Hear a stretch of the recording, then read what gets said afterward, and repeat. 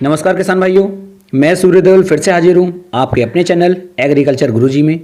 किसान भाइयों, आज का जो हमारा टॉपिक है वह काफ़ी महत्वपूर्ण टॉपिक है, क्योंकि इसके लिए लगातार पिछले 3 से 4 दिन में मेरे पास 10 से 12 कमेंट आए हैं, 3-4 बार कॉल आ चुकी है और व्हाट्सएप पे तो मुझे लगातार ही मैसेज इस तरह के मिल रहे हैं कि हमारे जो गन्ने की फसल है उसकी पत्तियाँ पीली पड़ रही हैं, सफ़ेद पड़ रही हैं और कहीं कहीं पर मेरे पास वीडियो बनाकर भेजी गई हैं, कुछ फोटो भेजे गए हैं जिनमें मुझे ये दिखाई दिया कि पूरे का पूरा पौधा ही सफ़ेद पड़ गया है और पीला पड़ गया है। तो ये जो दिक्कत है, ये दिक्कत किस वजह से आई है, इसे हम किस तरह से ख़त्म कर सकते हैं, इसका निदान क्या है। तो किसान भाइयों, इसलिए ये वीडियो बना रहा हूँ। इस वीडियो को आप पूरा देखें, लास्ट तक देखें, तभी आप एक सही और एक अच्छी जानकारी ले पाएंगे। किसान भाई, यदि आप वीडियो को पूरा देखेंगे तो मैं उम्मीद करता हूं आप बिल्कुल सही जानकारी ले पाएंगे और 8 से 10 दिन के अंदर आप अपनी फसल को इस रोग से बचा सकते हैं। अब बात करते हैं, ये दिक्कत क्या है, ये परेशानी है क्या हमारी फसल के अंदर कि हमारी जो पूरी की पूरी फसल है यह पीली और सफ़ेद पड़ना शुरू हो गई है। दिक्कत तो किसान भाइयों कोई ज़्यादा बड़ी नहीं है, लेकिन जब ये रूप धारण कर लेती है तो इसका जो बड़ा रूप है वो क्रूर रूप हो जाता है और आने वाले समय में हमारी पूरी की पूरी फसल जो है वो बेकार हो सकती है, पूरी फसल बर्बाद भी हो सकती है। तो इससे बचने के क्या उपाय हैं, इसके लिए किसान भाई मैं आपको 2 से 3 तरीके बताने वाला हूँ। स्प्रे के रूप में भी मैं आपको बताऊंगा, आपको दानेदार के रूप में बताऊंगा, आपको जो अच्छा लगे आप उसका उपयोग कर सकते हैं और अपनी फसल को लगभग 7 से 8 दिन के अंदर पुनः वापस हरी भरी पा सकते हैं। तो किसान भाई, वीडियो को आप पूरा जरूर देखें, तभी आप एक सही और एक अच्छी जानकारी लेने में समर्थ हो पाएंगे। कुछ किसान भाइयों का कहना यह है कि हमने एनपीके 19-19-19 का स्प्रे कर लिया, बायोवीटा का स्प्रे भी अपने खेत के अंदर कर चुके हैं, यूरिया का स्प्रे कर चुके हैं, नीचे यूरिया भी डाल चुके हैं, सागरी का भी डाल चुके हैं, वर्टैको, फटेरा, बहुत सारी दवाइयाँ भी लगा चुके हैं, लेकिन फिर भी उन्हें कहीं पर भी कोई लाभ देखने को नहीं मिल रहा है। भाई, इतने जो उर्वरक या इतने जो कीटनाशक डाले जा रहे हैं इनसे इसमें कोई भी फायदा नहीं होने वाला है, क्योंकि ये जो कमी है ये कमी है हमारे खेत के अंदर आयरन की।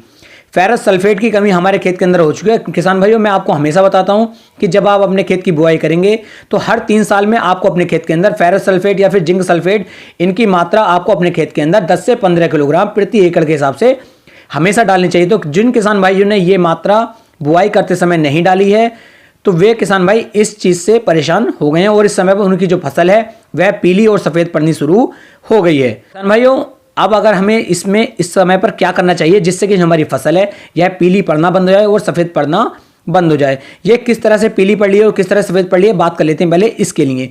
तो किसान भाइयों, पहले जो है हमारा पूरा जो पौधा होता है, पौधे के एक पत्ते पर इसका असर दिखाई देना शुरू हो जाता है और पत्ता बीच से हरा रहता है और आइट साइड से ये पीला पीला पड़ना शुरू होता है और बाद में जाकर ये पूरा पत्ता सफ़ेद पड़ना शुरू हो जाता है। तो किसान भाइयों, ये है आयरन की कमी। अब इससे हम किस तरह से बच सकते हैं, बात करते हैं इसके बारे में। तो किसान भाइयों, पहले बात करता हूं मैं स्प्रे के लिए कि आपको स्प्रे किस चीज़ का करना है जिससे कि आप इससे बहुत जल्द बच सकें। सबसे पहले किसान भाइयों, जो फेरस सल्फेट यदि आपको मार्केट में मिल जाता है चिलेटेड वाला, मैं 2-3 कंपनियों के आपको सामने मतलब फोटो दिखा रहा हूं, आप इन्हें देख लीजिए। यदि इनमें से किसी कंपनी का आपको चिलेटेड फेरस सल्फेट मिल जाता है तो आपको इसकी मात्रा लेनी होगी 130 ग्राम प्रति एकड़ के हिसाब से और साथ में आपको एनपीके 19-19-19 की मात्रा लेनी होगी 1 किलोग्राम।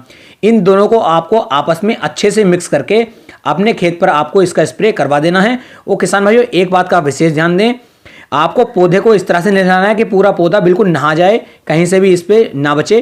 तो 7 से 8 दिन के अंदर आपका खेत बिल्कुल साफ सही हरा भरा हो जाएगा। दूसरा तरीका किसान भाइयों ये, अगर आपको चिलेटेड फेरस सल्फेट नहीं मिलता है तो आपको नॉर्मल फेरस सल्फेट मिल जाएगा घुलनशील में ही। वो नॉर्मल फेरस सल्फेट होता है, वो चिलेटेड नहीं होता। अब बात करते हैं इसकी। तो इसकी मात्रा आपको लेनी है 3 ग्राम प्रति लीटर के हिसाब से। 3 ग्राम प्रति लीटर के हिसाब से आपको फेरस सल्फेट ले लेना है घुलनशील वाला और इसके साथ आपको एनपीके 19-19-19 की मात्रा 1 किलोग्राम ले लेनी है और इसका भी आपको स्प्रे कर देना है। अब बात करते हैं दानेदार के रूप में कि दानेदार के रूप में आपको क्या करना चाहिए।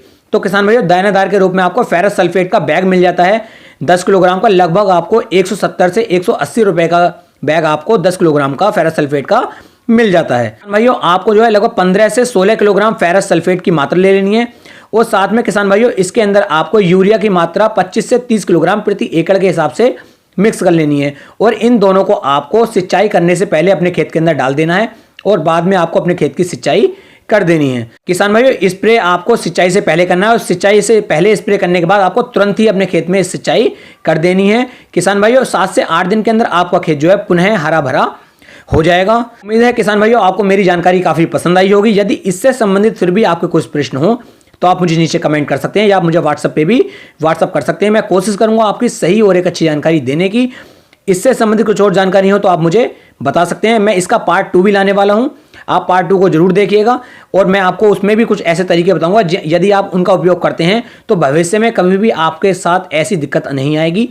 भैया आप मुझे ये और बताइएगा कि आप दिन में किस समय पर वीडियो चाहते हैं। आप जो भी समय डिसाइड करेंगे मैं उस समय पर डेली आपके लिए एक वीडियो लेकर के आऊँगा।